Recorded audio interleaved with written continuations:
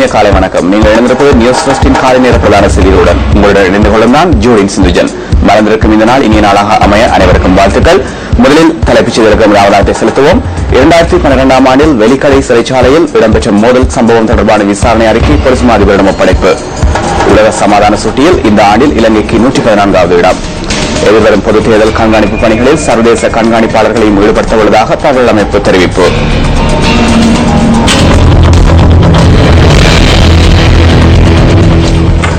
தொடர்ந்து அவதானத்தை நாம் உள்நாட்டு செய்திகள் வசம் செலுத்தலாம்.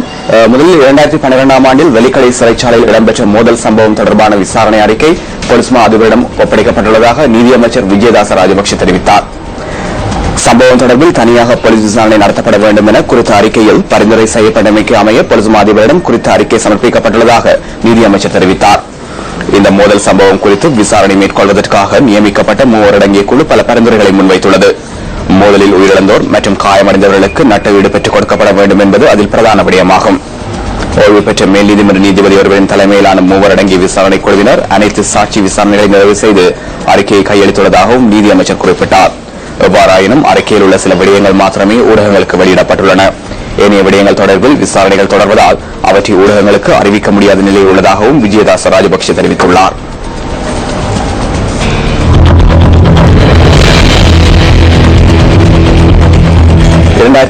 ஆண்டுக்கான உலக சமாதான சுட்டியில் இலங்கை 114வது இடத்திற்கு பின்தள்ளப்பட்டுள்ளது. கடந்த வருடம் இந்த சுட்டியில் இலங்கை 105வது இடத்தை பெற்றிருந்தமை குறிப்பிடத்தக்கது. எவ்வாறாயினும் இம்முறை இலங்கை 5 இடங்கள் பின்தள்ளப்பட்டுள்ளது. சிட்னி மற்றும் நியூயார்க் நகரங்களை மையமாக கொண்ட சமாதானம் மற்றும் பொருளாதாரத்திற்கான நிறுவனம் 162 நாடுகளை அடிப்படையாக கொண்டு இந்த அறிக்கையை வருடாந்தம் வெளியிடுகின்றது.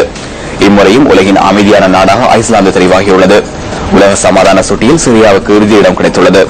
தெற்காசிய நாடுகளில் பூட்டானுக்கு 18வது இடமும், நேபாளத்திற்கு 62வது இடமும், பங்களாதேஷுக்கு 84வது இடமும், இந்தியாவுக்கு 143வது இடமும், பாகிஸ்தானுக்கு 154வது இடமும் கிடைத்துள்ளன.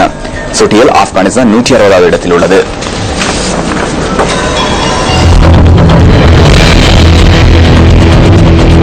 கடந்த வருடம் நடைபெற்ற கல்வி பொதுத்தராதர சாதாரண தர பரீட்சையின் மீளாய்வு செய்யப்பட்ட பெறுபவர்கள் எதிர்வரும் ஜூலை மாதம் 30ஆம் தேதி வெளியாக உள்ளன. பெறுபவர்களை மீளாய்வு செய்வதற்காக 1,07,000 பேர் வரை விண்ணப்பித்துள்ளதாக பரீட்சைகள் ஆணையாளர் நாயகம் WMNG புஷ்பகுமார் தெரிவித்தார். பாடசாலை பரீட்சார்த்திகளின் பெறுபவர்கள் அந்தந்த பாடசாலைகளுக்கும் தனிப்பட்ட பரீட்சார்த்திகளுக்கான பெறுபவர்கள் தபால் மூலமும் அனுப்பி வைக்கப்பட உள்ளதாக அவர் தெரிவித்தார். அத்துடன் மீளாய்வு செய்யப்பட்ட பெறுபவர்களை இணையதளத்தில் வெளியிடவும் பரீட்சைகள் திணைக்களம் நடவடிக்கை எடுத்துள்ளது. கடந்த வருடத்துடன் ஒப்பிடும்போது இம்முறை 1 மாதத்திற்கு முன்னதாகவே மீளாய்வு பெறுபவர்களை வெளியிடுவதற்கான வாய்ப்பு கிடைத்துள்ளதாக பரீட்சைகள் ஆணையாளர் நாயகம் மேலும் குறிப்பிட்டுள்ளார்.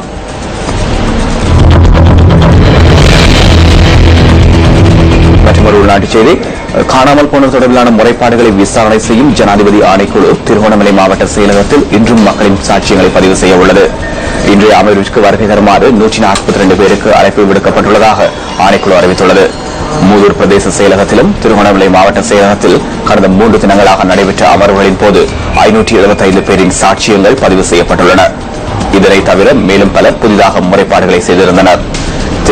திருகோணமலை மாவட்டத்தின் கிண்ணியா, மூதூர், தம்பலகாமம், கந்தலாய், திருகோணமலை ஆகிய 5 பிரதேச செயலக பிரிவுகளுக்கு உட்பட்ட காணாமற் போரின் உறவினர்களிடம் சாட்சி பதிவுகள் இடம்பெற்று வருகின்றமை குறிப்பிடத்தக்கதாகும். எவ்வாறாயினும் காணாமற் போனோர் தொடர்பில் சர்வதேச பொறிமுறையின் கீழ் விசாரணை நடத்தப்பட வேண்டும் என வலியுறுத்தி கடந்த 3 தினங்களாக மக்கள் கவன ஈர்ப்பு போராட்டங்களை நடத்தியிருந்தனர். ஆணைக்குழுவின் விசாரணைகள் மீது நம்பிக்கை கொள்ள முடியாது எனவும் அவர்கள் தெரிவித்திருந்தனர்.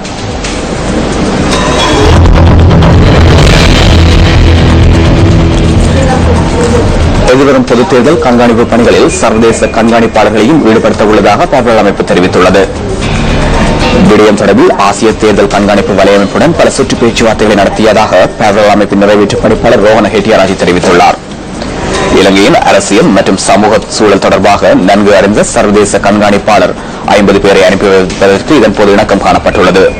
தேர்தல் கண்காணிப்பு பணிகளில் 15,000 உள்நாட்டு கண்காணிப்பாளர்களும் ஈடுபடுத்தப்பட உள்ளனர். எவ்வாறாயினும் இந்த விடயம் தொடர்பில் தேர்தல் ஆணையாளருடன் கலந்துரையாடுவதற்கு தகவல் அமைப்பு திட்டமிட்டுள்ளது. இந்த கலந்துரையாடலின் பின்னரே தேர்தல் கண்காணிப்பு பணிகள் தொடர்பில் இறுதி தீர்மானம் எடுக்கப்படும் என அமைப்பின் நிறைவேற்று பணிப்பாளர் மேலும் தெரிவித்துள்ளார்.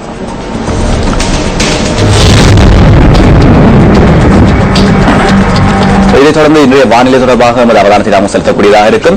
இன்றைய வானிலை தொடர்பான தகவலை வழங்குவதற்காக எம்முடன் இணைந்து கொள்கின்றார் வளிமண்டலவியல் திணைக்களத்தின் வானிலை அதிகாரி முகமது சாலிஹின். வணக்கம் சாலிஹின். வணக்கம் சிந்துஜன். இன்றைய வானிலையை பார்க்கின்ற போது மத்திய சப்ரகமுக மேல் மாகாணங்களிலும் காலி மாத்திரை மாவட்டங்களிலும் இடைக்கிடையே மழை பெய்யக்கூடும். கிழக்கு ஊவ மாகாணங்களில் சில இடங்களில் பிற்பகல் அல்லது மாலை வேளைகளில் இடியுடன் கூடிய மழை விருத்தியடைந்து காணப்படும். மழை பெய்கின்ற வேளைகளில் தற்காலிகமாக மணித்தியாலத்துக்கு 50 கிலோமீட்டர் வரையிலான பலத்த காற்றும் வீசக்கூடும்.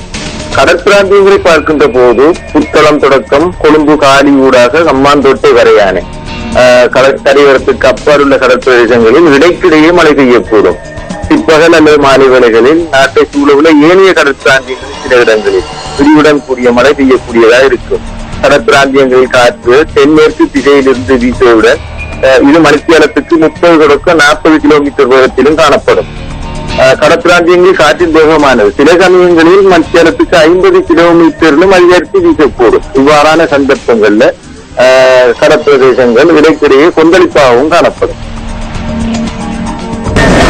நியூஸ் ஃபர்ஸ்டின் காலை நேர பிரதான செய்திகள் நிறைவு பெறுகின்றன. தொடர்ந்து மனிதர்கள் சக்தி டிவியின் தொலைக்காட்சி நிகழ்ச்சிகளுடன்.